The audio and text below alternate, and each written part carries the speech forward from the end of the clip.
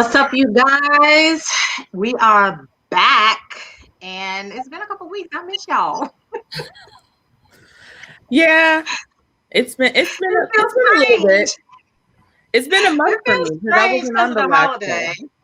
Yeah, it feels strange because of the holiday, but y'all, we are back with another topic. I got this. Somebody else sent this topic to me, so keep sending in topics, you guys. Our last couple of shows have been, topics that the audience has sent, and we appreciate it. So if you got a topic, you can shoot it to one of us or DM. But tonight we're talking about obviously whether or not feminism is, really killing Black women. Is it the reason why Black women are single? There's always been a gap, I guess, to say when it comes to Black men and Black women in relationships. And we had a show one time before about why Black men and Black women struggle to love and connect. But just looking at the statistics that most recent statistics on the CDC about Black women and all that stuff, and I just didn't get into the whole rigmarole about the wealth gap and all of that kind of stuff because we already know that's another situation when you have somebody who feels some type of way about the woman making more money than them.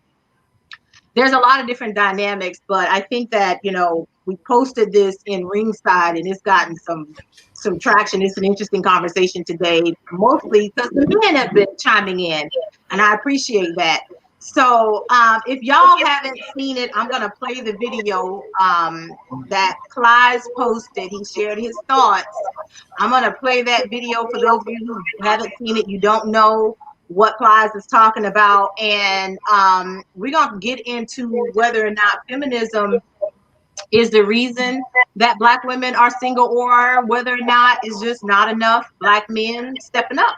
So we're gonna see what's what, because I think it's really, it's just real interesting. So we're gonna see what's up. So y'all, let's see if it plays.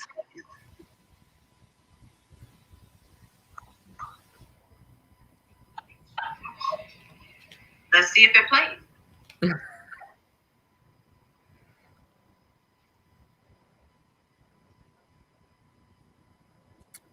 Well, it's playing, but we can't hear anything. You can't hear it? Hold on.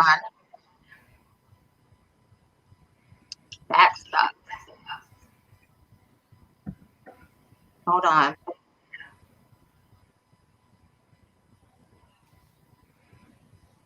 Let's try this again.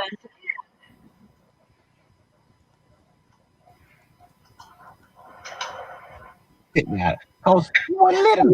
What they do. You got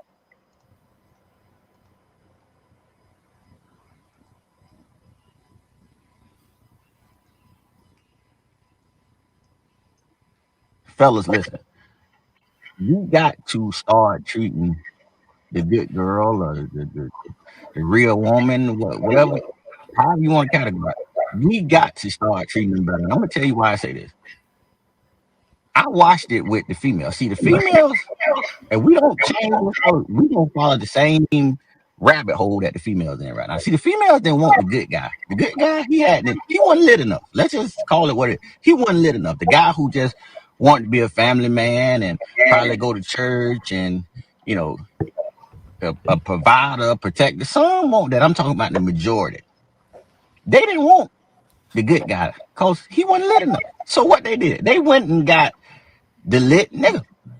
And in most cases, the nigga that's lit, let's just call it what it is. He's just the dog ass nigga, to be perfectly honest. So now when they got the dog ass nigga, the lit nigga, in order for them not to feel played by the lit nigga, this was all the buy me a Birkin and make them pay for it before you give it to them, girl. That's where all that came from because the female just didn't want to feel like they got played out the situation. But now they stuck with the lit nigga, the dog ass nigga. And in order to match his energy, they got to match his dogness. They got, in order to match his energy, his wholeness. I hate to say this, but They got to try to out-hoe him now. And fellas, the same thing gonna happen to us if we can't figure out how to treat these good girls and these real women better. The ones who career driven and the ones who ain't lit, fake lit on the ground, the ones who ain't fake happy on the ground, the ones who would give you their last if they had it, the ones who care about family, the one. And I'm gonna tell you, if we don't, and if we continue to treat the good girls wrong and the bad girls right, we gonna be in the same position the females in. You just gonna be left with the lit, no good ass female. That's just always gonna happen. So, I'm gonna go to Horace first because of that face right now. I did not know where Plies was going with that, but that is definitely some South Florida ideology that he's kicking in. So I just say it's just one of the reasons why things are like they are. So he got some valid points, but at the same time, is feminism a reason why women are single? Not all of them, but it is a valid reason. Are men needing to step up and whatnot? Yeah, that is a reason. So we have so many contributing factors to one thing right now. So it's a factor, but I don't know on to what extent it is. Hey, Troy. Hola, ladies. How are you? Great. Good. Jump in and tell us what you think. What I think? Well, I think I caught the tail end of it, but first and foremost, before I address the meat of the little that I did catch, my issue with Plies is college educated. He's gone to school, and I've listened to him conduct interviews before in the past, like years ago, when he was like at the height of his famous success. And a lot of people don't realize that Plies is extremely articulate. He's very articulate. I don't like the fact that, with other interviews I've seen, I don't know if it's an act, if he deliberately tries to sound hood or if he deliberately tries to use broken English, grammar, so on and so forth. But I always get somewhat disappointed because I've heard him actually give great interviews where he speaks like the way he talks in the interviews I've heard in the past. I'm like, this dude definitely went to college. He's educated. Right. In terms of what he addressed, a little I caught, I'm not sure. I mean, I hate the fact that we do live in times where good, subjectively good men and women, they can have so many things going on for them. They can have their ducks in a row, emotionally intelligent, commitment minded, loyal, the whole nine. But unfortunately, these men and women for whatever reason, keep landing or going after the people who are totally opposite, who are not on the same page with them or commitment. I don't know what the attraction is. Maybe, for some people, it could be opposites attract, or it could be the good men and women, like you said, may not be lit enough. Maybe they're boring. Maybe they're no fun, something like that. It could be a number of reasons. But you hear that constantly. You hear, you see comments and ringside about that. You see a lot of commentary about, why good girls and good men finish last. And it's quite unfortunate because I think we all know, if we haven't experienced it ourselves, I think we all have examples or know people who, we can't figure out for the life of us, why they're still single, why they haven't found the right man or the right woman. They got so much going on for them. They will make a great spouse, but for whatever reason, they keep coming up with the short end of the stick. I don't know the science behind that. I'm not sure. So I don't know, maybe there is some level of validity and credence to what Plies was saying, the little that I caught. But it's an unfortunate tragedy. I think a lot of us have witnessed this firsthand, if not, what we've gone through personally, but, maybe other people that we've seen. Yes. Yeah. I want to double back to, before we go to Epiphany, I had to open the door for somebody. I think to Troy, I don't know if we had the same point, but listen, me and you know Plies, Dr. Hughes.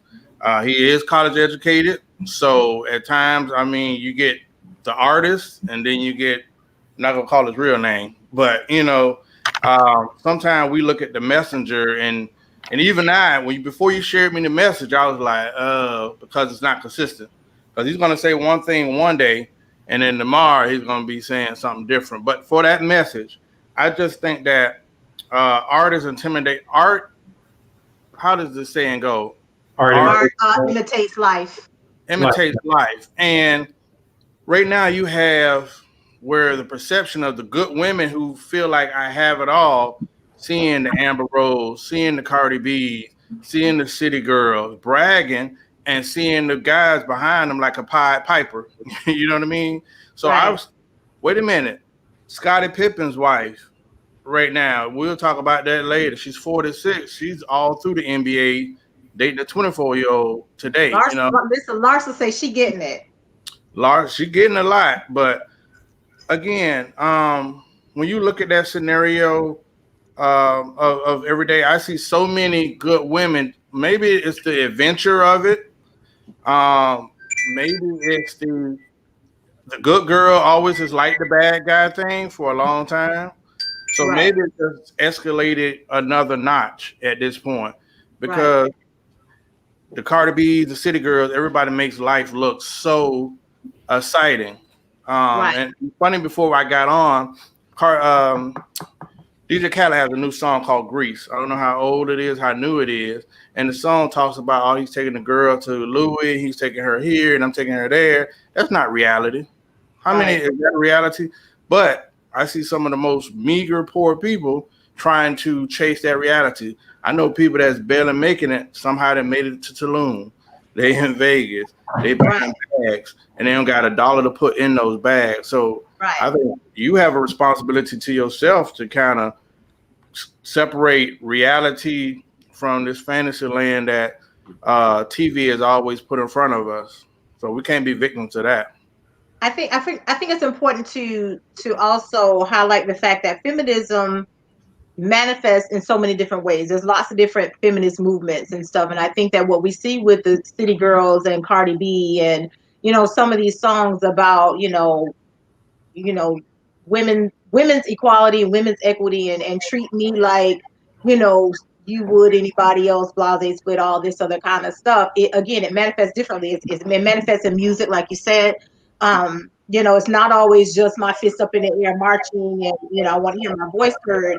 It manifests in so many different ways. So there's no one size fits all. But I think one of the things that we were talking about in ringside that came up in the conversation about this was how, you know, the whole concept of feminism as it relates to Black women, originated with, white women convincing Black women, Black women get on this bandwagon of with white women on feminism.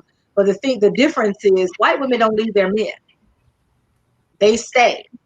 And the same person that they're fighting for equality and fighting for all of these things for, they'll turn around and vote and keep those people in power. The same people that you're fighting is right there in your home, or you're right there with them.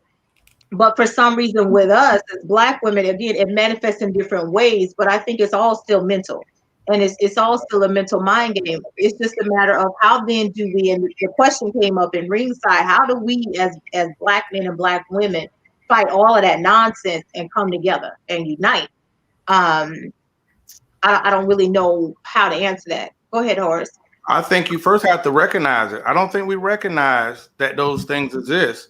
Right. Shahrazad Ali once said, she was saying how we didn't have problems even through slavery, even afterwards Jim Crow. The Black family was so strong until we started jumping on different movements, and we still do that to this day. Where we Yeah. join Well, it's that illusion of inclusion. We missing out on something if we don't participate. Right. So during the feminist movement, Black women left the home and they went out there and got into the good fight. And then when that fight was over, they were looking like, okay, because the white woman won that battle, but when it came back to the Black woman on the job and different discrimination, they didn't have any allies. That same white woman was like, thank you, but our families were always strong until that point. And so I asked a question like right now, especially when I'm in Atlanta, I'm sorry, Troy, I meet so many people and so many women that's right off the top, tell you how independent she is, how she got everything going for herself, and she'll tell you, I don't need a man. I want a man, but I don't need a man. So I'll try to understand that aspect of feminism compared to the thing where I see with Cardi B, because I don't even know if that's feminism. That's just that whole thing is something different. I think that when by the time it gets to the Cardi B's, it's inspired way. Cardi B is an example now. No, got woman of the year today. No, to what Horace was saying, number one, no, I'm not offended. I've lived in Atlanta for 23 years now, and I've done my share of dating.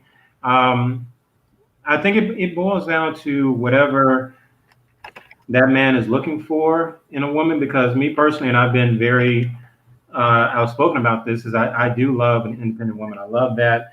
I admire that, just even based on my upbringing and the family I come from.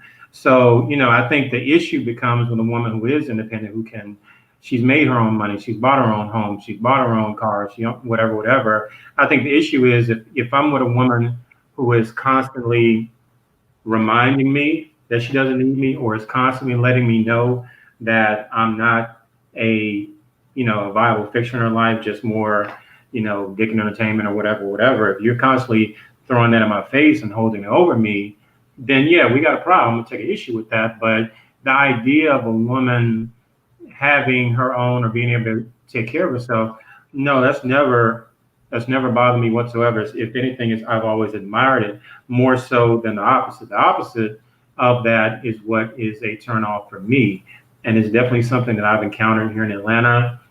I've encountered all the examples, and a woman who's the exact opposite like that, yeah, I'm not gonna. I don't want to go so far as to say I'm a ghost you, but you're just not gonna hear from me again. Right. Gotcha. Piff. Hey, Piff. Hi. So let me say, I always eat. So I'm gonna just answer that comment. I always eat. It's just what it is. I'm always eating something, cucumbers, whatever I eat. So whatever. You eating chicken today? I am.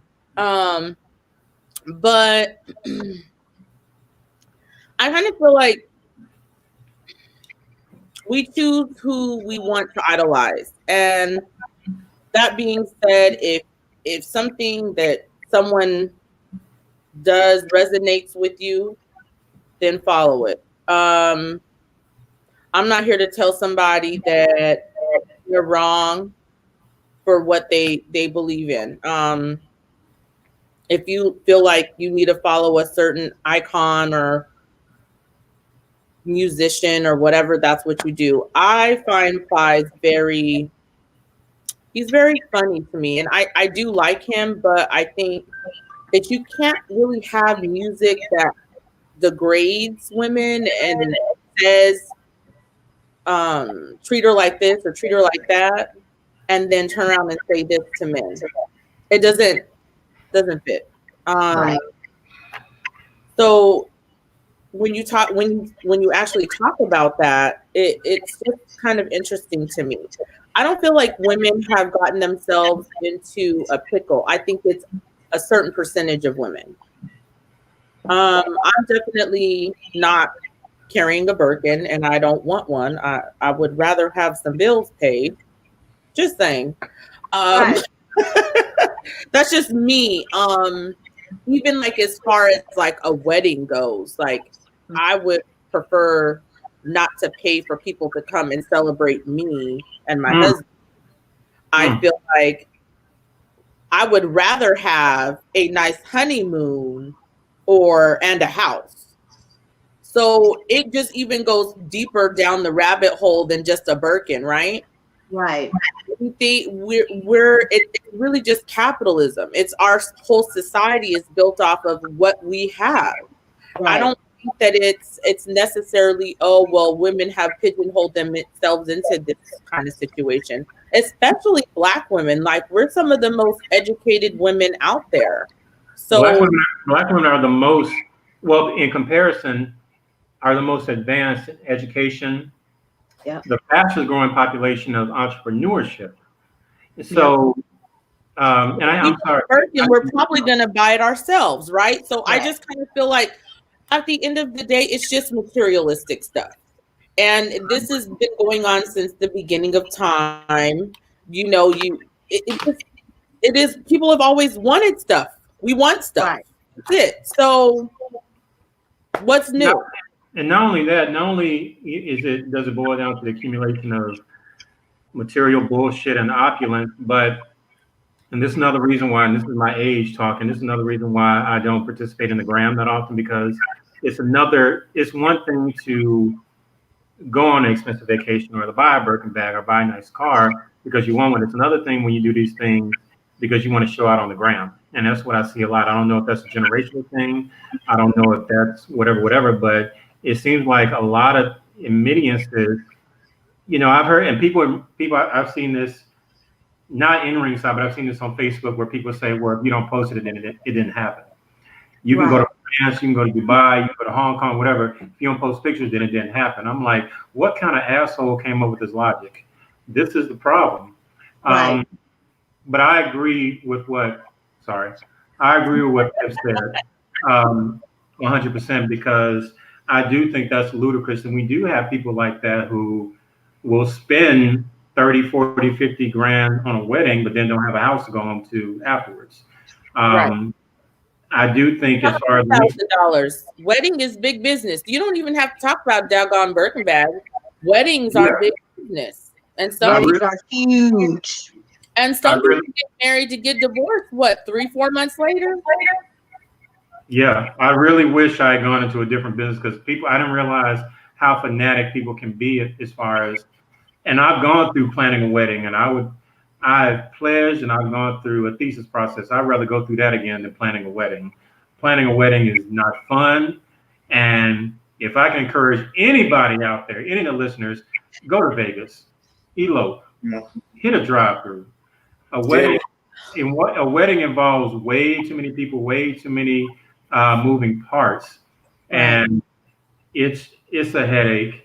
Have a wedding if you already have your other ducks in order. But if you have a wedding and you don't have a house, you're hustling backwards.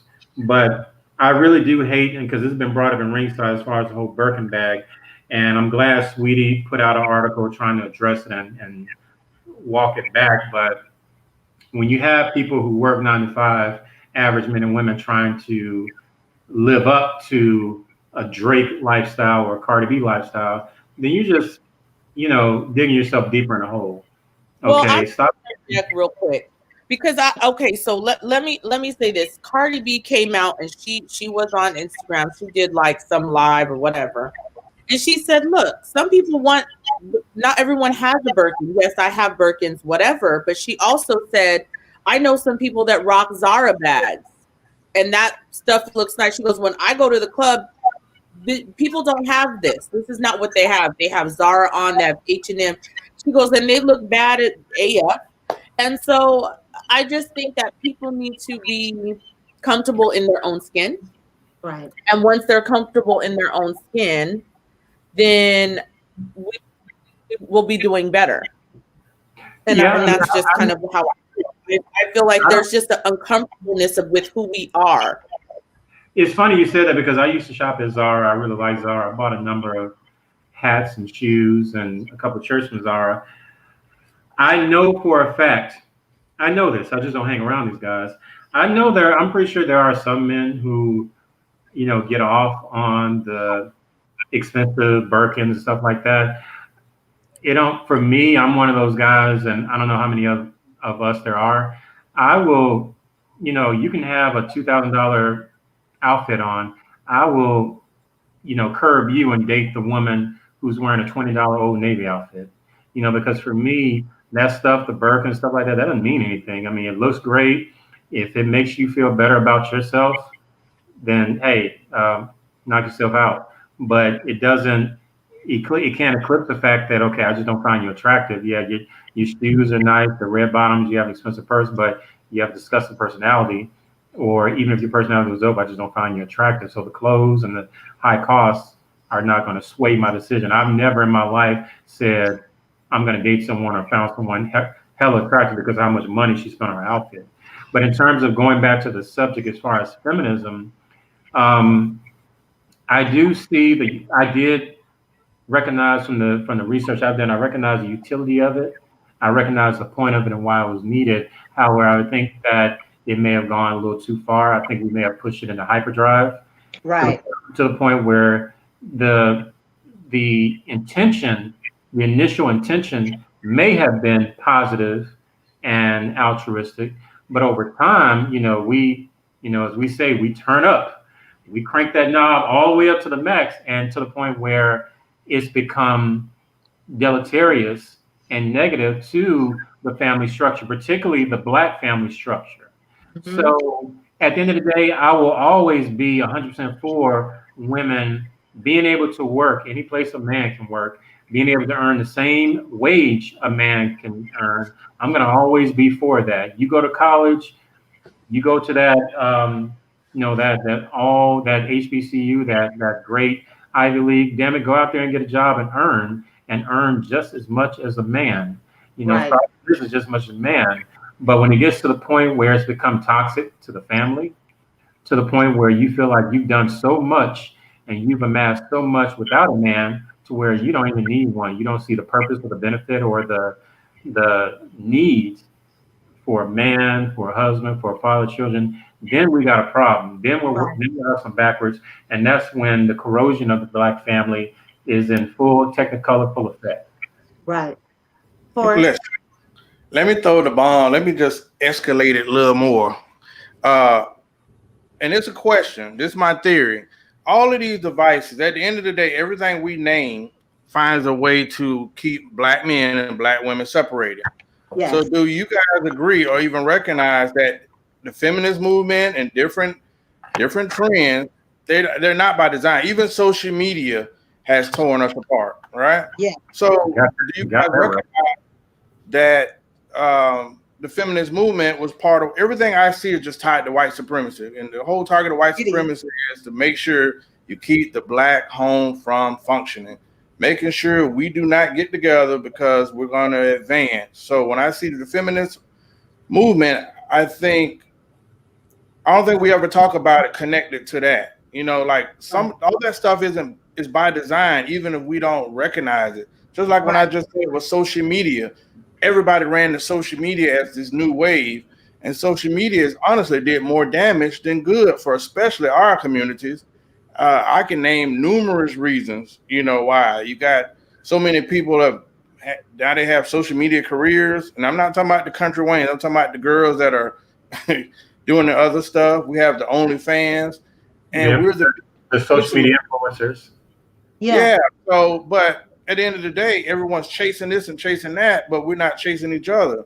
Like, how many times do you see Black men and Black women coming together to do something impactful? We have examples of that, but I just don't think like we, whether we promote it enough or whether we are making that as a universal thing to say, hey, we need to have more Black men and Black women be more intentional about getting together or at least doing business together, Right. or even for the purpose of our childhood kids. I know people who mom and dad had been not together, but the kids didn't know till they got old because mom and dad stayed together to give them that two-parent home, reality.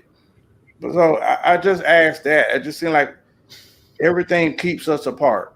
And that's my thing. Just like what Troy was saying about, you know, I ain't gonna say, but right now, as a single Black man trying to meet another woman, it just, man, it's a hurdle.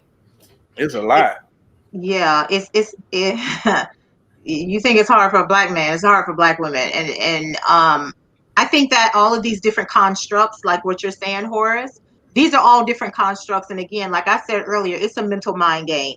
So back in the 60s and the 70s, like Troy was saying, for all the good of these movements and all of this stuff, they're really counterproductive, and I think that it's just a continuous mental mind game. I think that when Black women were convinced back in the 60s and 70s to get on to join the feminist movement and all these different things, we lost sight. And again, along the years, we continue to lose sight of what's important and what we value, because we're too busy letting other people convince us that this is what we need, and that, you know, you don't need this and you don't need that because you're a woman. While these same people are chanting this, they're not living it. They're still with their man. They're still raising their children. They're still in a two-parent household, convincing you that you don't need a two-parent household, which you got to think, like, whereas what is the ultimate plan? And so I think that we have allowed ourselves to get convinced, and we're so, I don't personally, yeah, I mean, I got degrees, you know, from here to there. And you know, I got, you know, you're accomplishing, you got this and you got that. And there are a lot of Black women who are just like being, like Troy said, a lot of entrepreneurs are Black women, and all these different things. But that doesn't mean that we don't desire a good man. But sometimes I can tell you now, I'm not a huge, you know, feminist, I don't need a man type stuff, or on any end of the spectrum. I do want you to pay me fairly for what I bring to the table. However, I have encountered that some men want you to dumb yourself down. And I would challenge that. For me, I'm not dumbing myself down to make somebody else feel stronger or better. But I do think some men are intimidated by professionals, you know, educated Black people that have a lot of stuff. But I don't have it. I think they assume that because some women tout the whole thing, I got my own, I can buy my own, I don't need you for that, that we're all like that. We're not all together. And I think that creates a different paradigm. I challenge that. Before you started that conversation, you said that I said it's hard for single men. You said it's harder for women. I don't know if that's true anymore. Simply because a lot of the single women like yourself with the degrees and whatnot will say that you're looking for a guy, right? A single man. I think it's harder for that single Black man, just for even the Plies video, because people will say you're looking for that guy, but are they really wanting that guy? Are they really wanting the so-called good guy? I think the same can be said of men, because I think some men say they want this professional woman. They want this woman that got all this stuff, but when you get her, you still like, some of them, I'm not saying all, but I think there's still some who will say, you know, there'll still be things that they'll say or do when you do get with that person. It's kind of like, no, you don't really want this. You say you do, but you don't really want that. You want, some men say they want that because they fronting. Another time, you know, because they fronting, they really want just a whore. They want somebody good in the bedroom. Somebody do what they want to do, what I say, how I say it, when I say it, and don't give me no lip talk. That's what they want. And they cover that with the guise of, I want this kind of woman. But when you really get to know them, that ain't what they want. But that's game. Hold on. I want to interject, but go ahead. Whoever wants to, I have a lot to say, but y'all go ahead. I'm just going to say the guy that doesn't want that person is only because he's not where he needs to be, or it serves as a mirror. He has an issue with your success. And a lot of dudes don't want to have someone that daily reminds. A weak man does not want a daily reminder where he should be or what he needs to be. So he is intimidated by that. But the real man that you're actually looking for, he can appreciate it. Because you have those jobs don't mean he's looking for you to do. He just admires having a partner that if he's in the clutch or in the hole, he has somebody that he can go to and say, baby, I got it. But that dude is going to be the man, whether you have those things or not. Right. Let me just say this to this point, because I think both, number one, Dr. H, I see you Tuskegee sweater on. Right. She going at it today, boy. My brother, who's your classmate, just called me, and I had to tell him, look, I can't talk right now on my podcast. Number one, if I marry a woman who has a PhD, I'm going to encourage her, look, put that PhD on the wall, put lights around it, put neon, because I admire that shit. That shit makes me horny. Take your panties off because I'm about to get down. Thanks a lot, Troy. I love a woman that is accomplished, because what I'm turned on about, I don't like the previous women. You know, and I've said this on numerous occasions at Ringside. A woman who can't find her identity unless she's with a man, a woman who can't live unless she's with a man. That is a turn off for me big time. I'm like, look, bitch, Oh God. you're not who I want. You're not. And so, but the other side of that, when we talk about good women, I don't want us to overcomplicate things. Yes, I think a lot of men want a good girl. A lot of women want a good man, boy, whatever. But there has to come a point where, in addition to you having a great resume and you being a good person character, I mean, let's be honest, people. Let's not gloss over this shit. I still want to be attracted to you. I still want to physically want to see you naked and still want to get a hard on just by looking at you. You can be a great, you can be a great girl, a quote unquote good girl, believe in God, go to church every Sunday, all that shit, but ain't nothing about you that makes me want to have sex with you. So in that sense, I think a lot of people, men and women, don't escape from the realization that as a human being, you still want to be attracted to the one you with. They can come with a great resume and a great skill set, but that whole, I do agree that a lot of good men and good women get overlooked. Let's not, deny the fact that maybe a person, maybe they didn't deny you because of your professional competencies and your big time law degree. Maybe they just didn't find you physically attractive. Maybe they put you in the friend zone because you just don't do it for them. We should not demonize people for that. We need to get to the point where stop demonizing people because they don't find you physically attractive enough to the point where they want to date you. Maybe enough to where we can be friends, we can be cool, friend me on Facebook and all this stuff. But in addition to your summa cum laudes, in addition to your PhDs and your JDs and all that stuff, I just don't find women like you attractive in that sense. Maybe in a friend zone, maybe a first cousin, a play cousin, or something like that. We go to the skating rink or something. But as far as your degrees and all the alphabets behind your name don't make me want to see you naked. Right. So, but at the end of the day, find that happy medium because even when it's all said and done, a pretty voluptuous, curvaceous, thick IG model who can't boil water, that ain't enough to make me want to settle down with you. I'm like, what if I have kids with you? You gonna pass that stupidity along to my kids? No. Yeah, that's true. So there has to be on some level a middle ground, and maybe I'm being naive. Maybe I grew up on too many Goldilocks and the Three Bears. I don't like an extreme hot bowl of porridge. I don't like extreme cold bowl of porridge. Give me somewhere in the middle. Give me that you're sexy, you look good, and when I see you, you are instant Viagra. However, I also admire your hustle. I admire the fact that all those hours you spent in the classroom, all those hours you spent in the job trying to work up the corporate ladder to become partner. I admire that shit because that shit gets me off. That's the shit that we build statues for. We don't build statues for IG models. They're disposable.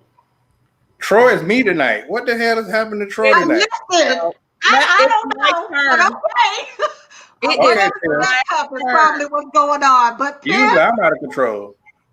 Okay, go ahead and unload, sis, because woo, child. Okay, so I have a few things to address. Okay, so somebody in the comments, or I'm gonna say who was Super Mulatto said, "I'm cute, thank you." You are. Troy is not talking to me because Troy never shot a shot or none of that. He ain't talking to me. I'm not talking. But let me say this. So Horace, I really do believe that you believe in the Black family, and that's something that I admire about you. I think that this Black family want and desire is a beautiful thing. However, you have to look at everything when we talk about the Black family. You have to look at the toxicity of certain things that were happening as far as women getting beat, children getting beat, all these different things that possibly could be going on in a household. Black women can only take so much. That's right. Okay, we can, and I can't speak for every. I mean, the ones I know, you can only take so much, and other women tend to take more than a Black woman. So let's start there. So if we talk about a Black family, We are talking about a man being a real man, not putting his hands on a woman, really, like Troy said, having your degree up and or whatever, and admiring his woman. And I think that that's what we're missing. We're missing the boat on, you know, praising the woman so much that she wants to do the things that she wouldn't normally do, right? I think when we talk about submission, we talk about all these things, right? It all is encompassing of, if you want this thing, this house, you know, and it's covered in a little dome, your little, you know, your little dome that you create, right, in your fantasy. The only way to do that is by finding your woman and saying, I'm going to do this. This is my woman. I'm going to pour into her and make sure that she knows that all these great things that she does. Because look, I cook, I clean, I do all these things. I'm not married. And people tell me I'm cute all the time. You cute. You are cute. But Piff. So, and I mean, and I'm not like stuck up. I say hello to people, all this stuff. So I just think that, and my what do you call it? My wants are not like buy me a Birkin. That's not what I'm looking for. A I puppy. that we're not pouring into the women, and we're not, and women aren't necessarily pouring into men. I hear that. Wait. Real quick, Horace. I'm kind of looking, but I'm also. Do you have braces or anything? I do.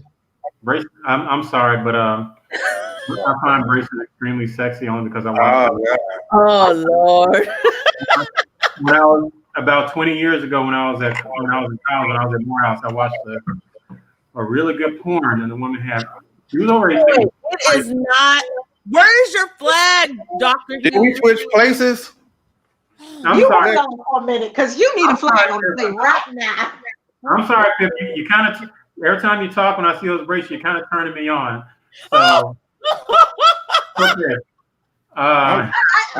Supermodel, you might be right. You might be right. I don't know. I don't know.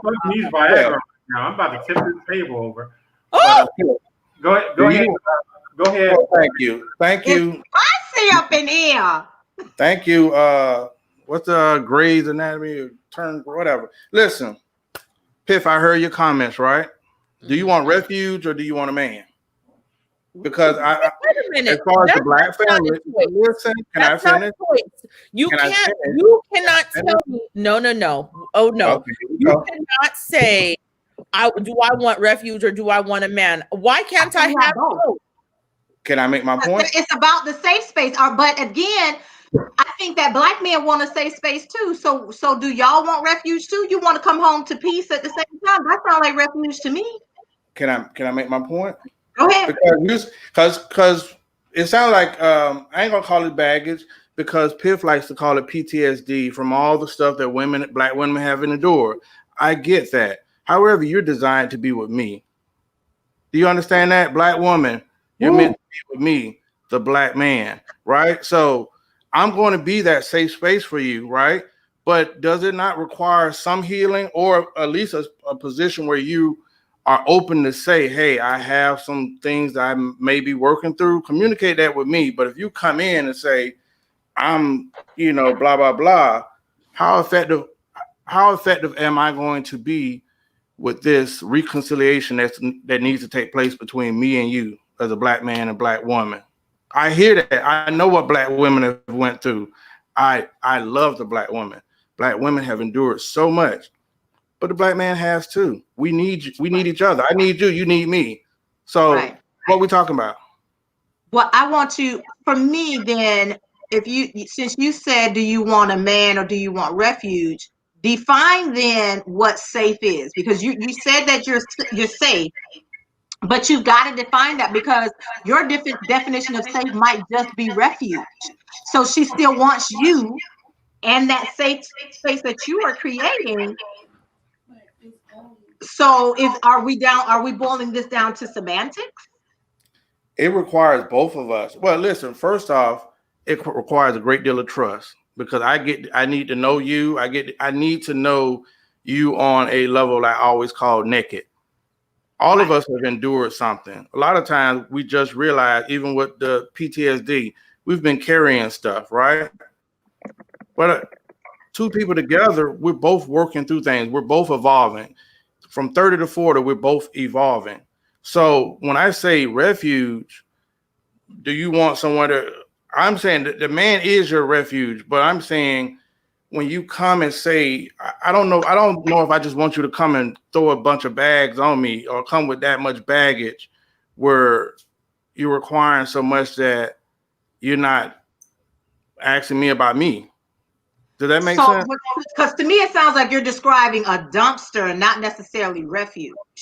Well, when Piff I'm talked not about, looking to dump on my man. I'm looking for, I think that when I'm looking for refuge, like you said, it's reciprocal. When you are building and doing life with someone, you all need, and you're creating a safe space in the home. It might be some days where she might unload more and you might unload more.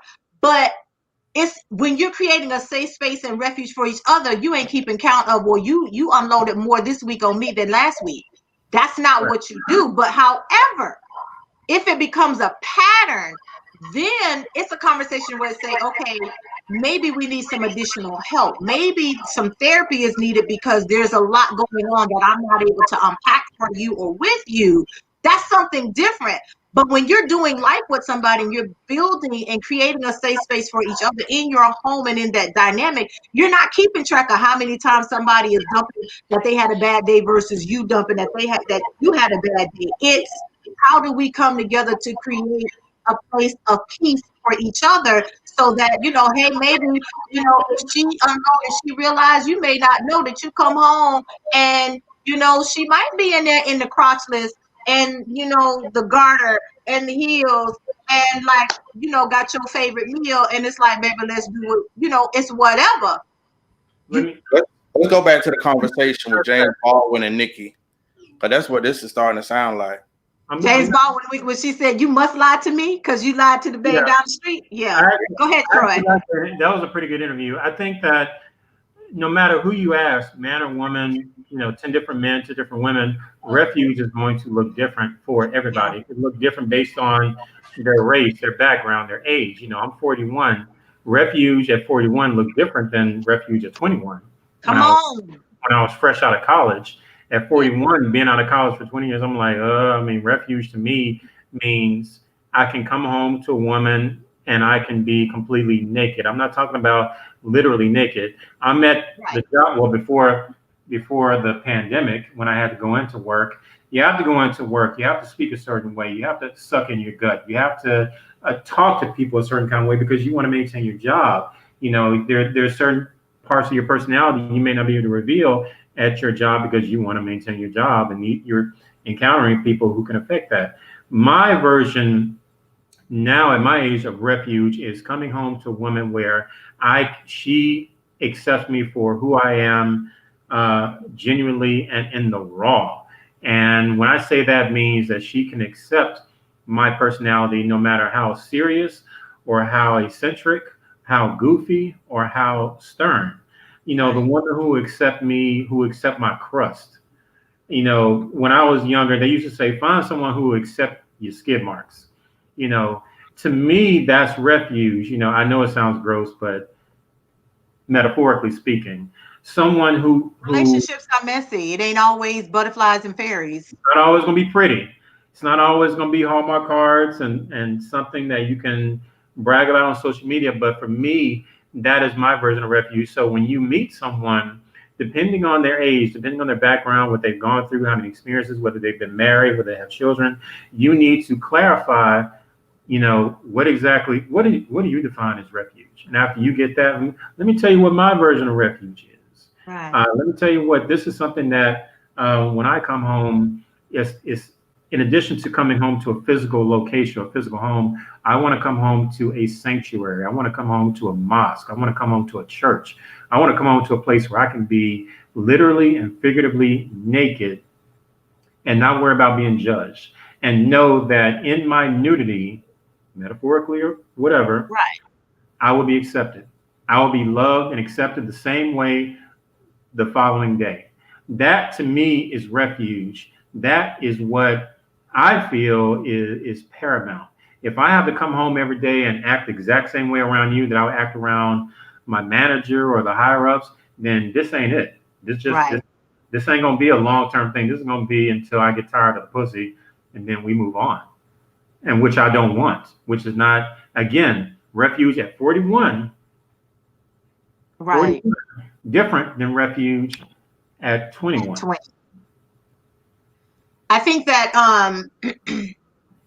that I mean that's I want to talk about, because you bring up the age, and we see, again, there's a gap definitely between, with black men and black women in relationships and marriage and all that different stuff. But we see there's a growing number of people, of older women, there's where there's an age difference between men and women dating and having, relationships or what have you. So how then does that affect the dynamics of, because I think that, like you said, Troy, the older you get, the dynamics of what you think about and what's refuge and what you're looking for and what you're willing to accept and what you're going to work with and what you're not going to deal with, it's definitely different when you in your 40s or mid 40s versus when you were in your 20s or even your 30s.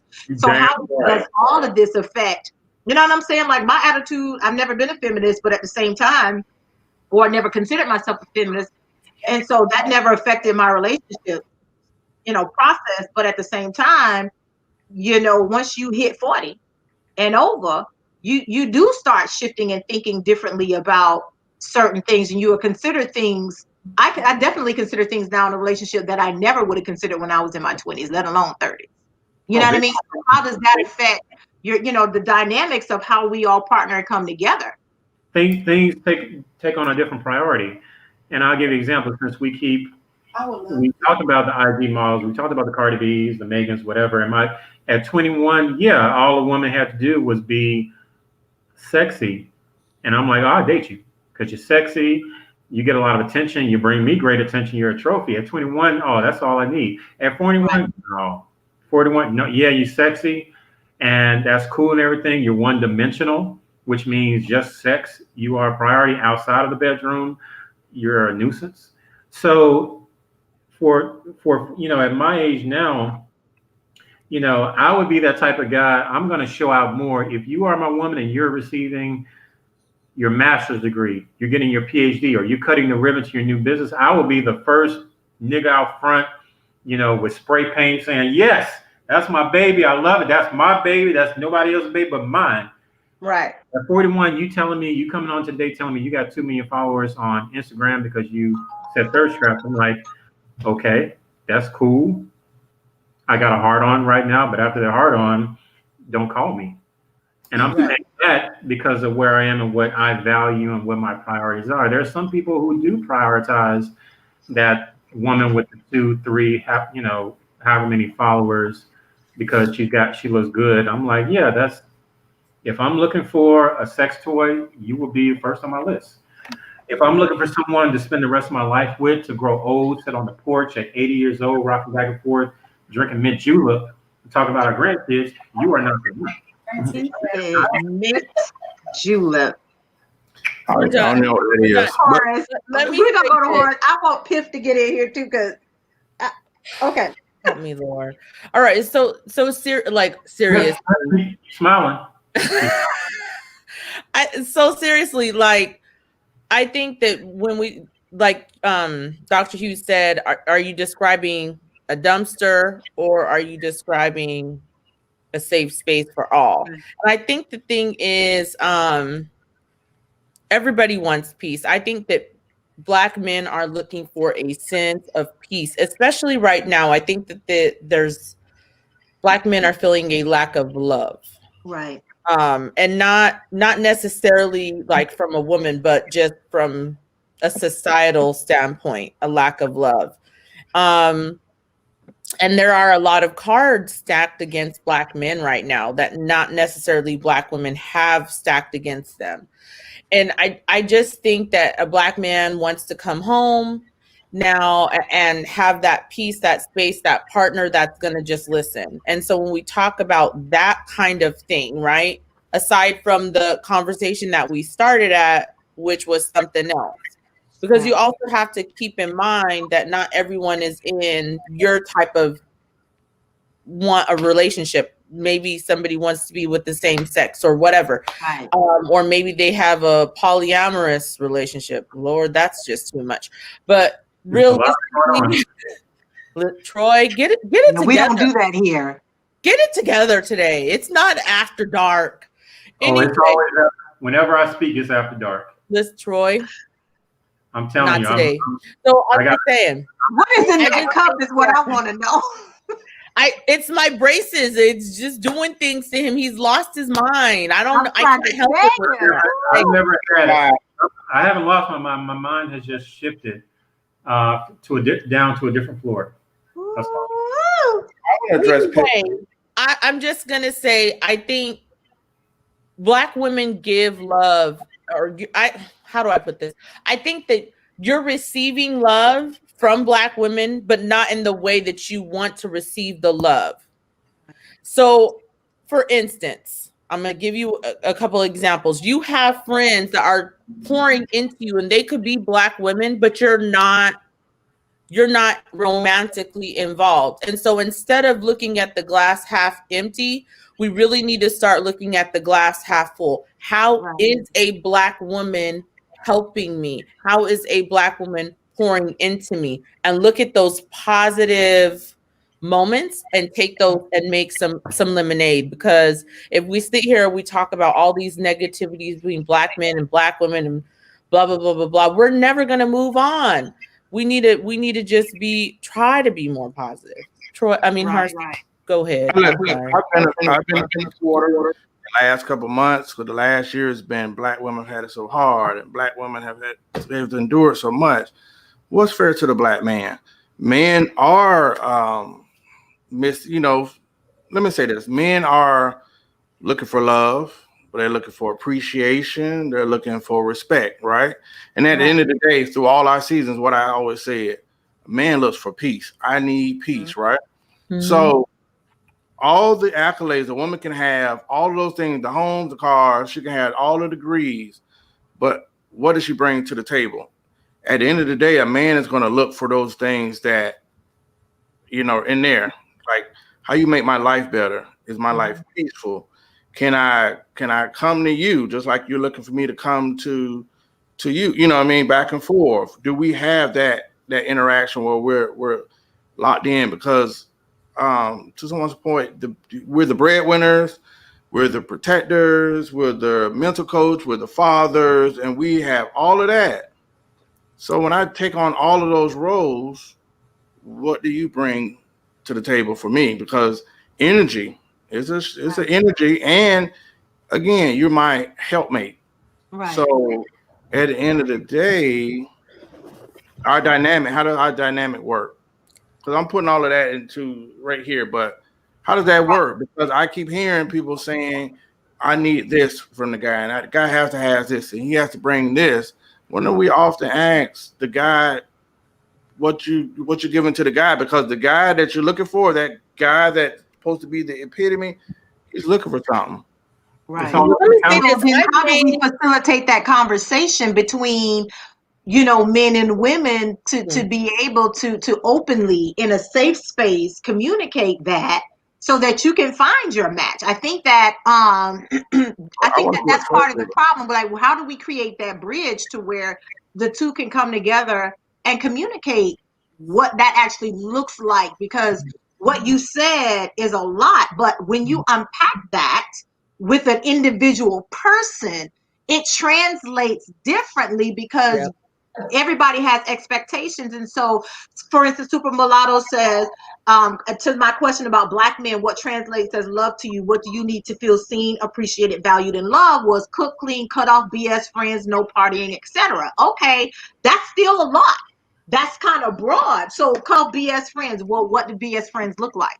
You know what I'm saying? Partying. What level of partying are we talking about? So I think that some things that when you start really getting to know people and unpacking it, what does that look like? And when is it too soon to have that conversation so we're not running everybody off because, they automatically want to talk about this stuff too soon? But it's like, I think relationships have been mired down in game so much that just a basic conversation, like at my age, I don't feel like playing no games. We grown. Let's have a conversation. Talk to me. And I'm okay. I'm not going to be offended if you tell me what your expectations are, what you're looking for. But don't be offended at the same time when I share back. I don't feel like running around game trying to figure out what you mean when you say this. Like I don't. And I think that people get offended when you try to open up and have too many conversations. Like, she's trying to have a serious conversation too soon. It's just. I think just. When is it too soon then to have these kinds of conversations then to figure out so you're not wasting each other's time? Well, I mean, that's going to vary from person to person in terms of serious conversations. I think whenever you talk about the potential or the possibility of marriage, that's serious. Whenever you talk about the potential and possibility of living with someone or being with someone for an extended period of time, that's serious. Nobody, man or woman, wants to feel like they wasted their time, because time you can't get back. Once time is wasted, it's gone. Regardless if you waste time on a job or with a person. So, I feel like these serious questions should be asked before the appetizer comes out? No. But it doesn't mean that we need to wait 6, 7, 8 a year. Right. If we start asking, like, so what do you think of marriage? Right. Are you in marriage? What do you think of kids? You didn't wait too long. You waited way too long, and now you just wasted your time hoping that this person is on the same page with you. And if they're not, well, you just wasted a year of your life over something that you probably could have realized much, much early on. Right. And, could have either adjusted or made arrangements to remain single or date someone else. So these conversations, I think, definitely as you get older, become more and more, they need to be pushed to the forefront. But when it's all said and done, everybody's looking, you're looking for something that's going to be particular to who you are, what you want, your goals, because not everybody, Horace is a man just like I am, but there's no guarantee that his goals for relationships, marriage, and family are identical to mine. They may be extremely similar. There may be some commonalities, but you need to talk to the person you're with, i.e., what we always say, communicate. Right. And get on the table instead of assuming, well, just because this person's a man, I know exactly what they want. I know exactly what to do. Like, no, you don't know them. So in terms of getting back to the original subject, feminism, I can't, with good conscience, I can't completely demonize the feminism, the movement. Right. I do think there was some great gains from it. If I had a daughter, I would definitely teach her about it, but I would definitely teach her to eat the meat and spit out the bones. There's certain things. You gotta find balance, and we lost balance in all of it. I'm not an extreme person. Don't be extreme left, don't be extreme right. It's okay to find that perfect bowl of porridge. So if I have a niece, if I had a daughter, I would teach them the same thing. Yes, I want you to go to school. If you don't want to go to college and get a master's or a doctorate, start your own business. You need to be industrial. What I don't like, and what I can appreciate from the women's movement and feminism, I don't like dependency, and I don't like the idea that in 2020, this year, with everything going on with the pandemic and everything, you still have women that feel like they can't get to a certain level of success, money, wealth until they marry a man. They can't survive in this world until they marry a man, until they have a man that can pay the bills. I'm like, okay, so what the fuck were you doing before you were married? So if anybody knows me and knows my personality, dependency is a turnoff. I can't stand a woman who needs to have a man for survival. Want me because of my bad jokes and my cynicism, and I put you first. Want me because I care about you, because I love you unconditionally. I love you with or without the weave. I love you with or without the makeup. Love me because I know what your farts smell like. What mine. I still accept you. But at the end of the day, don't need me. Don't want to be with me because you need your bills paid, or because without me you're homeless. I'm gonna cut you off at that point. That's not what I want. So I can appreciate the feminists. I can appreciate the movement for teaching women, or at least empowering women, to say, look, you know what? You have just as much power as a man. You can go. Women today are building rocket ships and flying them bitches to the moon. So at the end of the day, why do you need a man for survival? And that's what I have an issue with.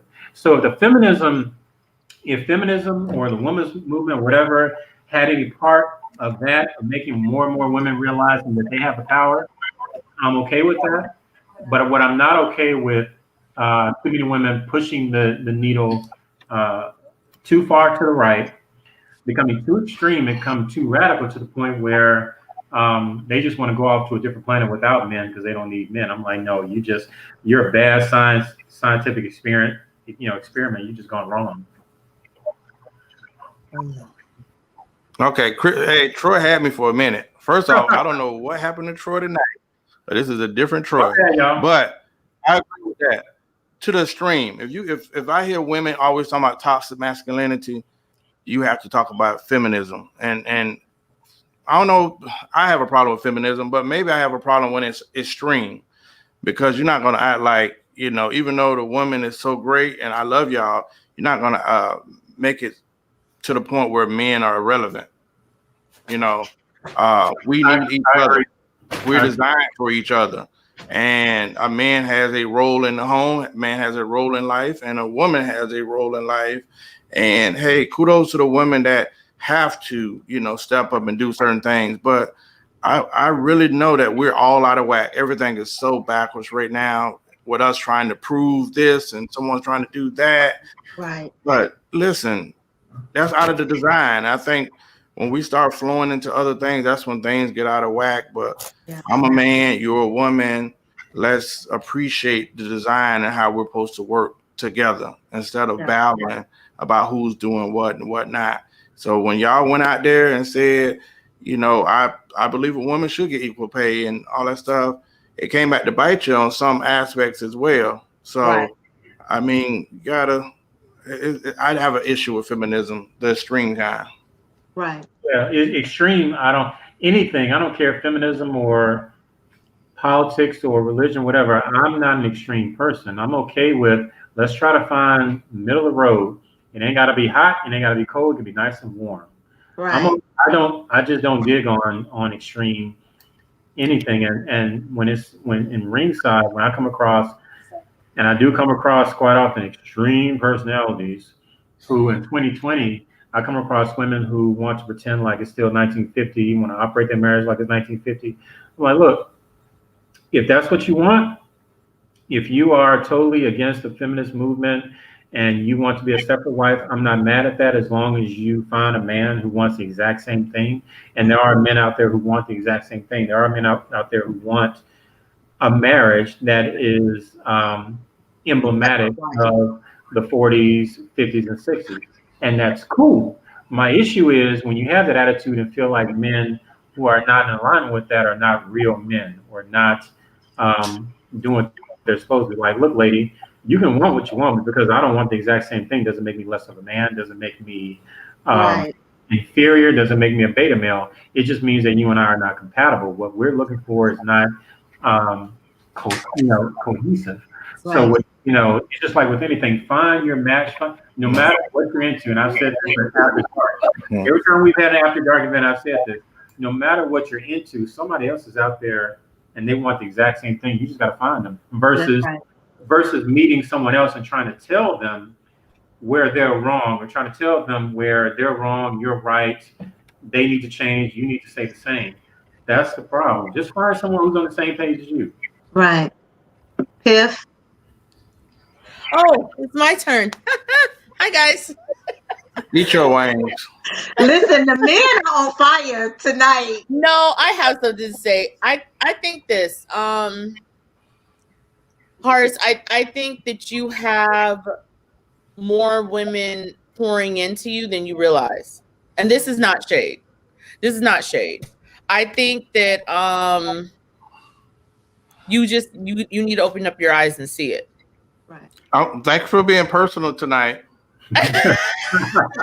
I'm like, I think what she's saying is there are a lot of men who want something, but it's not packaged the way they expect. So Right.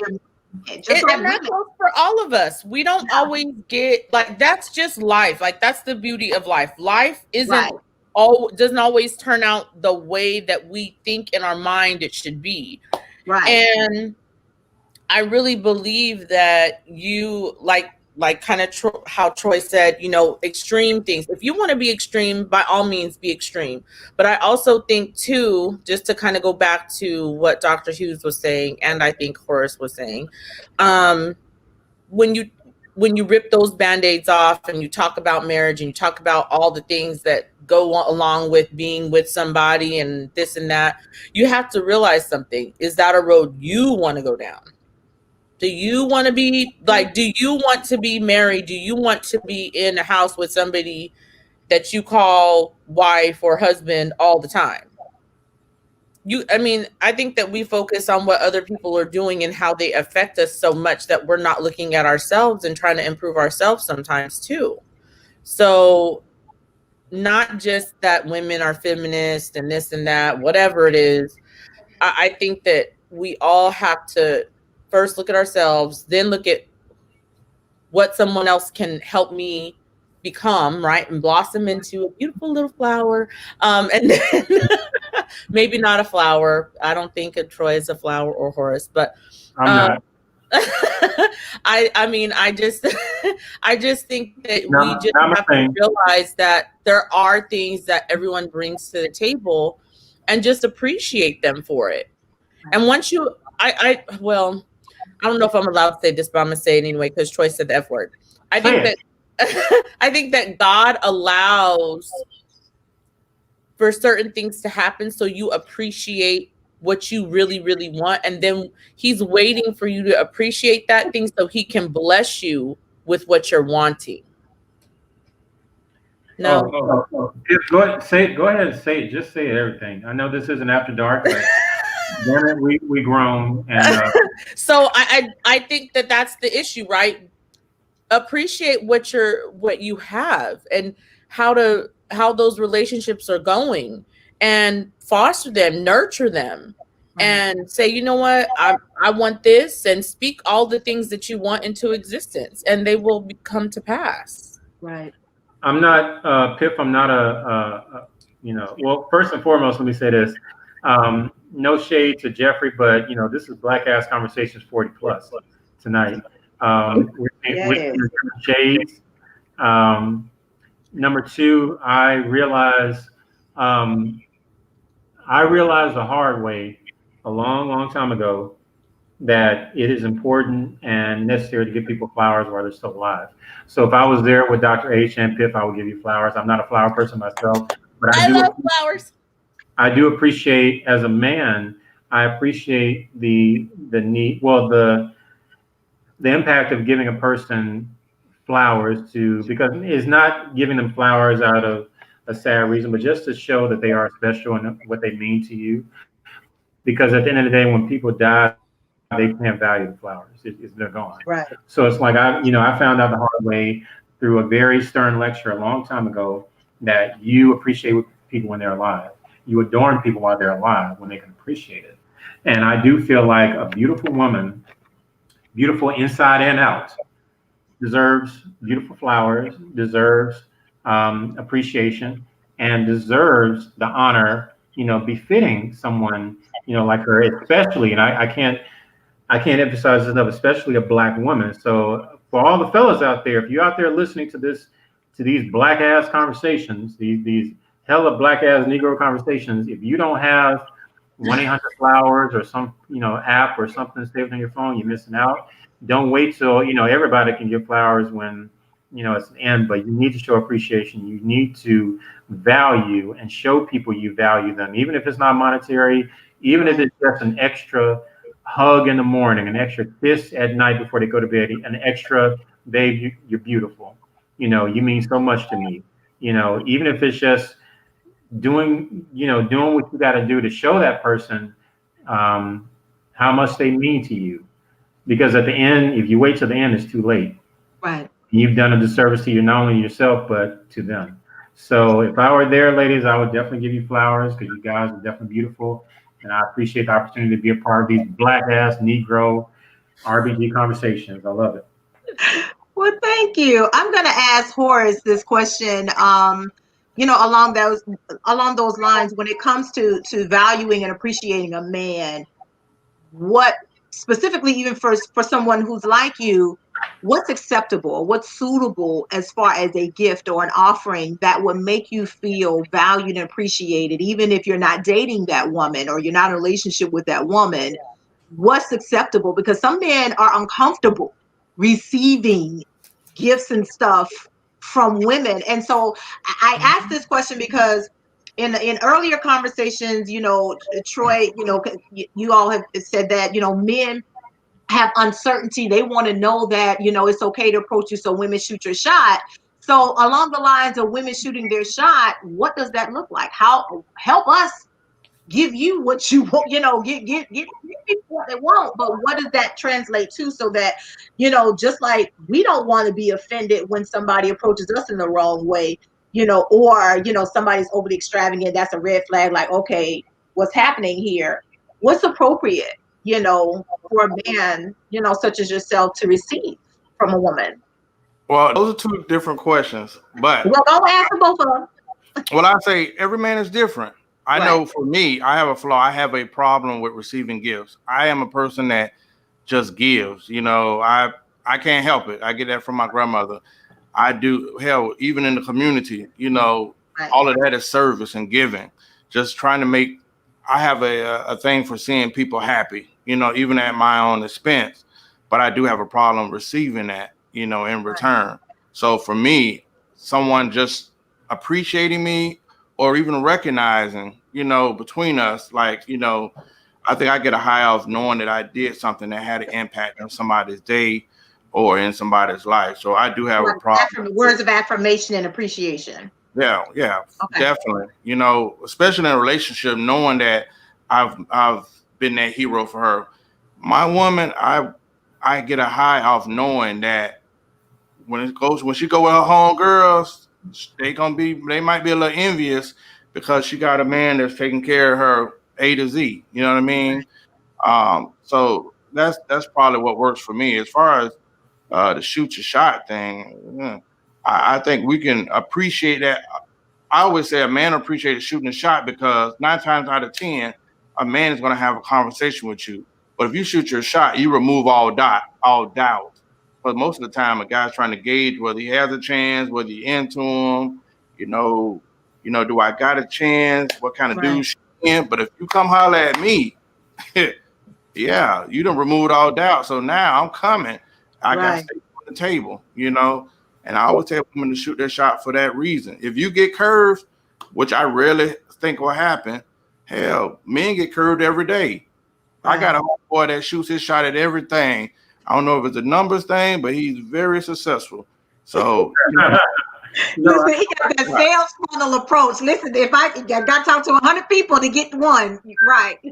Yeah, I mean, cast your net wide and you'll catch more fish. Right. I agree with Horace 100%. He and I are on the same page in that regard. I encourage women to shoot their shot every day. I get fussed at, I get yelled at, I get people that argue with me every day, but I look at it like life is short. If you are out, I don't care where you're at, if you're at a restaurant, party, a ball, whatever, if you see a man that fits exactly what you've always wanted, what you've been praying to God all these years, inside and outside of church, this man is tall, he's beard, whatever. If you don't go up and at least say something, then you don't want it that bad. You're not single that long, or you don't want to find a connection that bad. When I say, and whenever I've done this, I've been crucified at ringside more than once. And no, let me make a couple points when I say this. Number one, when I encourage women to shoot their shot and approach men, that does not mean I am suggesting that replace men approaching women. I'm not saying it has to be one or the other. Why not be both? Right. If you are a woman and you're looking for a certain type of man, if you see that man out, why not go and compliment his watch? Go compliment his shoes. Go compliment his cologne. Go compliment his suit. Go say, get off your ass and go say something if that's what you really want. Because when you approach a man, you have opportunity to approach only and specifically exclusive the men you find attractive. Versus when you wait, you only can choose from the men that approach you, and sometimes those men that approach you are not what you want. They But honest. but if you don't want to approach a man, that's all you have to choose from is just the men who approach you. So And oh no, go ahead, Troy. no, no, I was no. going to say to your point. A lot of times, women say, "I'm looking for a good man." He's not just gonna fall in your lap. I don't care what that means. He's not just gonna fall in your lap. Me and my girl having a conversation about that. He's not gonna. Faith without works is dead. Shoot No. that shot. If you like me, come and blink both eyes. If you, unless, at the end of the day, I would tell any woman, unless you plan on ordering a lot of Amazon or ordering a lot of pizza, a man ain't just gonna come and knock on your door. It's okay to go speak. Okay, Right. I have a question. I gotta interject. Go ahead. Uh-oh. So I have made food, and I'm not talking like, oh, I cut the cookies out the package and brought them to somebody. Like, made amazing full meals with dessert. Woo, woo, woo. Not appreciated. Talk cologne. 0. Like, come on now. So I'm not saying them, and it could be that that's just not my person, but I'm just, speaking for the people that do shoot they shot and can cook and fit the mold of the 50s kind of style woman, or what. Maybe I'm not really necessarily 50s style, but I would say all the things that a dude would want, like cook, clean, pretty much laid back, chill, whatever. I mean, Harsh, we've talked. I think that, and when I say talk, but I just think that it goes back to the mentality of what they are looking for, because they may not want somebody that cooks, cleans, and does all the things I do. They want Cardi B.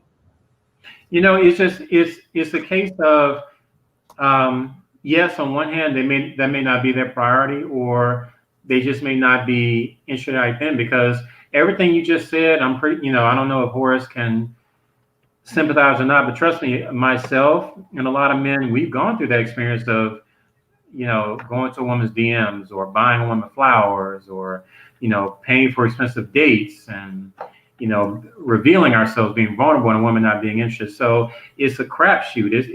It's more of a crapshoot in Vegas. You can put all your cards in, you can show your hand, and still walk away broke, still walk away, without anything, or you can show everything and walk away a winner and own fucking Las Vegas.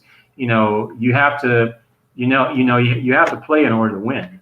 And Right. so with anything, it doesn't matter if you are a man or if you're a woman.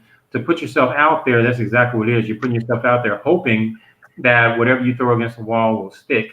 Sometimes it will stick, and sometimes it just won't. It will fall flat at all. And I can certainly, I have a lot of, I can write a goddamn book right now about, some instances where I've, confided, spent money, spent quality time, offered resources, offered time that wasn't mine to appease a woman, and they throw me in the friend zone and go date someone else. It's like, well, goddamn, what did I do that for?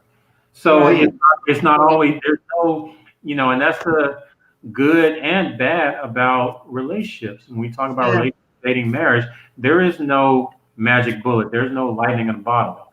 I wish the man or woman that can come up with a fail-safe, bulletproof paradigm on how to attract the one you want and keep them, they're gonna be a fucking billionaire. But there is, because She is. Her name is Kim People Kardashian. are the unknown. People are just the unknown factor, because just when you think they're going to do this, they do something different. You know what I mean? I think that especially now, this year, we're seeing a lot. Relationships have definitely been put to the test, whether you're married or single. And for those of us who are single, looking to mingle, looking to do whatever, I am much better in person. Like, I don't have no problem coming up to you, say, making a compliment or having conversation. I've done it before. It's no big deal. But in a virtual world where folks lie for a living about who they are. Like, for instance, just this past week, I had 2 men get in my DMs with the same picture, 2 different names. What You did I lying about who you are because you using the same picture from some dude, 2 different names. I can't trust you. I don't even want to have conversation with you because you already starting off with a lie. You're So Nigerian. as part of the challenge then for someone like me, who's I'm very into feeling a person's energy and being around them and face to face, this is a very hard space for me to try to do because I tried online dating several times years ago, and I'm just going like, no, that don't work. Like, that ain't, that ain't it for me. And so for me, face to face is important. So when you say shoot your shot and slide in the DM, how? What I'm gonna compliment you on? Because none of this, like you said, Troy, a lot of that is not real. So trying to strike up a conversation in a virtual space for me or for someone like me is very much different because again, I didn't grow up in the era of tech. I grew up in the era of you gonna walk up to somebody like face to face. Ain't no, you know what I mean? So it's a little bit different, but I think that there are some good things to feminism and some bad things to feminism. Like, it's definitely giving some women confidence. Hey, I'm bold enough, confident in this, but I think, like earlier, you gotta find that balance between everything. With everything. Let me So, tell you, Dr. H, let me tell you, confidence is fucking sexy. yes. Woman, I don't give a damn what you look like. You confident, you done made my nature rise. I promise you. A whole lot is making your nature rise. A lot of things. I think I'm just on something tonight. I don't know what it is. You really are. I haven't masturbated in a few weeks, so I'm just really, really on edge. We love you. So I will say this: for me, Horace may have a different experience. Jeffrey may have a different experience. Everybody's different. In my life, I've approached and shot my shot with a lot of women. Now, today, a lot of those women, they're all a blur. I don't remember all of them. I don't remember all their names. I don't remember all they look like. However, every woman that's approached me, I remember exactly who they were. I remember where they did it and how they did it. Why? Because it's bold. A woman approaching me lets me know that she's standing out from the rest of the pack. The rest of the women want to sit in the bleachers and wait for the man to approach them. But the woman who says, fuck it, no, I see what I want, I'm gonna go get it. That's right. I literally, every woman that's approached me, even if I can't remember names, I remember what they look like. I remember if I saw them on the street, I'm like, hey, I remember you. I always hold those women in a much, much higher esteem. Right. Because it's easy to me, that's it doesn't take a lot of strength to just sit there and wait. Right. Doesn't take a lot of strength, doesn't take a lot of boldness. But when you see something you want, I don't care if it's that job, that partnership, that new business, that man or woman, when you say, you know what, fuck it, I'm gonna go get it. Right. I see what I want, I'm gonna approach it. Damn it, that is hella attractive. That will make me call my mama that evening and say, Mom, this woman, man, she's so dope. She is so dope. You gotta meet her. I can't wait to drive her home to Memphis and you meet her. Because that type of being assertive is attractive to a lot of men. It just is, but it doesn't mean, and I want women to understand this, Piff, Dr. H, when I say that, it doesn't mean approach a man the exact same way a man would approach you. It doesn't mean he walked by you and you grab him by his arm. Right. Say, hey, what's your name is? Or hey, you don't have to, you can approach a man and still be extremely feminine. Right.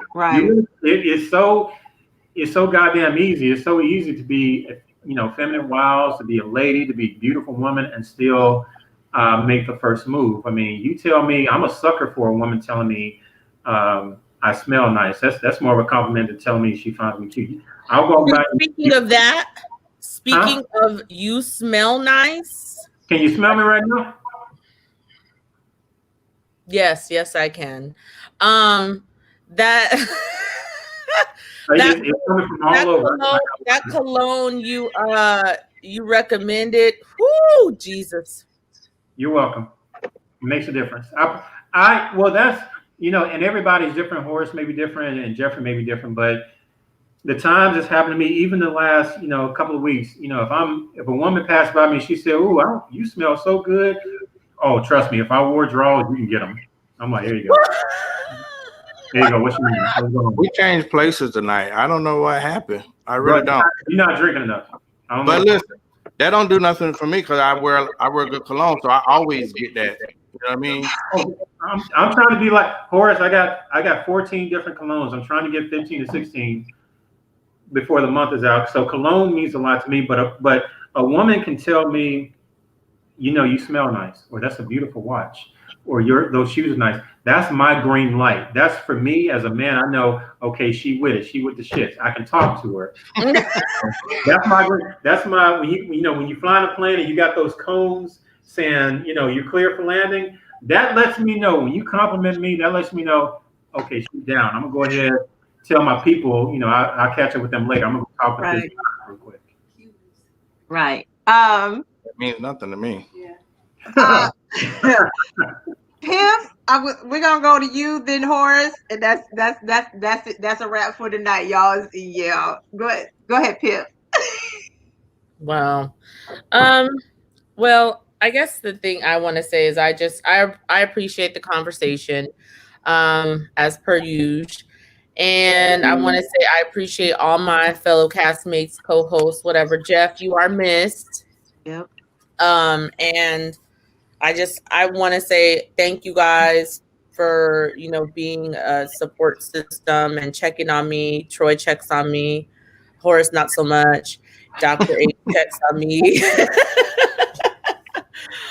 Jeff checks on me. Listen, I gotta like keep it. I gotta go back to my old ways now. We didn't always get along. So I gotta go back to being mean. Yes, you too, Super Mulatto. I appreciate you. And I just honestly want to say I look forward to more shows in the new year, and this evolving. So that's what I want to say. Awesome. Horace? Well, greeting, guys. Since we're giving out affirmations and appreciation, I would like to say that I do enjoy this journey that we have all endured. I love the shows. I like the success of the shows that we've had. We all come from different walks of life, and we've created something beautiful, right? We all have our different minds. As always, we started the show tonight, didn't know where it was going to go. It went down 85, back to 285 to I-20, down to I-95. You never know where the conversation is going to go. Don't know what happened to Troy because Troy was me tonight. Usually I get the flag. Yeah. And I don't know what to say. But I think, though, at the end of the day, when I go back and watch the shows and review, it's always something I can take away from. And I always have people say, like, the dialogue has been something that they can take away or get some takeaway from. So I do appreciate Dr. H's creation. I'm a fan, even though I'm on the cast. I always love to hear the insight from Trey and Jeff, my partner, and Piff. So that's it. I'll keep it short tonight. I just thank you guys for what we are doing. See, didn't that sound like Troy? That sounded like Troy tonight. Troy? You've been tamed. I don't know what happened. Wow. Patty LaBelle. Wow, Patty LaBelle. She got some inside information. She being petty. It's okay. Y'all, we want to definitely thank you all for participating. This has definitely been a great year for us and a great ride. When we first started this, and I had no idea it was gonna get to this point, and definitely even our name came from one of our audience members, and it's just been a great ride. You guys I love it. It really is. And I want to thank you all for sending in topics. It's been really great these last 2 months of getting topics from the audience. So if you have topics, you can feel free to shoot, email us, DM, send a DM. Those of you who know us personally, send us a text. I've gotten 3 topics off of the text. But we appreciate you all so much for tuning in and sharing your thoughts and lending your voice. This works because of you tuning in and sharing your thoughts, engaging with us and your experiences. I know this was probably a little bit different. Feminism manifests itself in so many different ways. It's not always just I am woman, hear me roar. There's so many different feminist movements out there, and they manifest differently. But at the end of the day, we have to figure out a balance as women, as human beings. I don't care if it's feminism or whatever other movement, Black Lives Matter, whatever. We got to find a balance so that we don't allow these things to overtake our entire lives, because we just got to find that balance. And that's what it is. You got to date at your level, find that balance, and figure out, what's going to work for you. We're in a strange time right now, just globally, and figuring out how to connect with one another is not the same. And so we had a lot of different perspectives. And like Horace said, we went up 85, 285, I-20, 495, 385, 362, whatever. We went some everywhere, but at the end of the day, it's all good. It's all love. And, we want to just help people make informed decisions about relationships and how to connect and live harmoniously together. We're not looking for utopia, but at the end of the day, we still need to figure out how to connect with one another, and figuring out what that looks like to each of us. Find balance. You can't be, like Troy said, too far left, too far right. You're going to miss something. You're going to miss something. Everybody needs a balance. You got to figure it out. And Horace said it, faith without works is dead. You looking for somebody to come out the sky, that's not going to work. You living your life like a hermit, that's not going to work. You got to get out there and find a way. It's challenging right now with COVID and everything else, because I ain't trying to people too much, because, folks. But you got to navigate. Catfish been going on for a long time, long before the internet. You know what I mean? People been catfishing. It's just, we have cell phones, we have the internet, we got, it's MTV, the TV show. But you just got to exercise wisdom and ask your questions. And like I said, I gave y'all warning, but I'm trying to tell y'all, 2021, if it happens again, I might not even wait till 2021. I'm just going to start putting y'all on blast. Like, I know this is not you. And two of y'all just got in my DM with the same picture and two different names. Go lie to somebody else. So maybe I might save another woman. I don't know. But you guys, dating is scary. At the same time, it's worth it if you want a relationship. But everybody got to be willing to put in the work. At the end of the day, it ain't finna be butterflies and fairies and roses and, oh, it's amazing. It's not always going to be that. It's work. It's real work, because you're dealing with human beings and different emotions. So It's definitely work. I said it is definitely work. It's definitely work. As individuals, we got to do work on ourselves. So we don't always like ourselves every day, but we still deal with ourselves every day. So thank y'all so much for tuning in tonight. I have a special conversation that I'm going to be starting, a 3-part series called Single and Saved. So if you're interested, that's going to happen. The first one is next Friday night at December 11th at 7:00 p.m. That's going to be a very interesting conversation. We're dealing with 3 issues: emotional trauma, loneliness, and sex. So if you're single and saved and you're struggling in any of those areas and you want to have a conversation, that's starting next Friday night. Otherwise, our next regular show is on the 16th. That'll be our last one for the year because of the holidays. So y'all have a good look. Horace, I don't even know how I feel about that. Look at that smirk. But it's going to be a great conversation. We'll see y'all. Watch, share, host watch parties, have your own conversations about this, and we'll see y'all next time. We appreciate you so much, and we'll catch you on the flip side.